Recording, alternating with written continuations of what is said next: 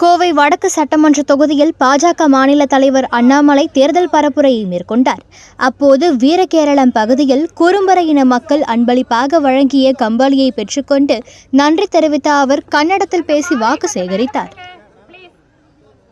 நம்முடைய சமுதாயத்திலே குறும்பர இன சமுதாய மக்கள் தங்களுடைய அன்போடு சேர்த்து இந்த கம்பளியை கொடுத்துக் கொண்டிருக்கிறார்கள். அந்த சமுதாயத்தினுடைய மக்களுடைய அன்பிற்கும் ஆதரவிற்கும் எங்கள் மனப்பூர்வமான நன்றிகள்.